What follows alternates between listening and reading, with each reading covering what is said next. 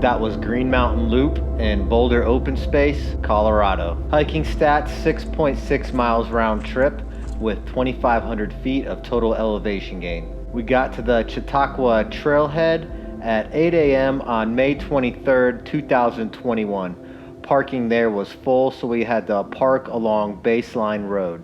The route that we took to get to the summit of Green Mountain was Baseline Trail to Gregory Canyon Trail, Ranger Trail, Green Mountain West Trail to the summit of Green Mountain, elevation 7,927 feet. Returned via the EM Greenman Trail, Saddle Rock Trail, Amphitheater Trail, back to the Baseline Trail. Trail conditions today, no snow at all. The entire trail was dry, and Green Mountain lived up to its name as everything was just so green and gorgeous. It was pretty foggy in some areas, so some of the views were obscured, but it was still a very beautiful day. Felt really good to put on the trail runners again. There's many ways that you can reach the Green Mountain summit, as the Boulder Open Space has a wide variety of connecting hiking trails. The trails we took today were mostly a mix of dirt. Some of them were a little rocky, and your basic log steps for the big elevation gains.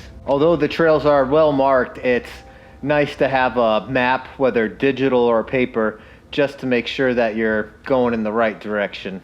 The summit of Green Mountain was pretty busy. The fog obstructed the views off to the east, but off to the north and the west, the views were pretty wide open. At the top of Green Mountain, there's a unique summit plaque with a list of all the viewable mountains, which is pretty cool. Returning via the EM Greenman Trail definitely had a little more wide open views, and it did seem like it was a little more rocky, while the Gregory Canyon Trail had more of a forestry feel and lots of running streams. Dogs are allowed in Boulder Open Space, but there are certain trails that are marked that says that dogs are prohibited.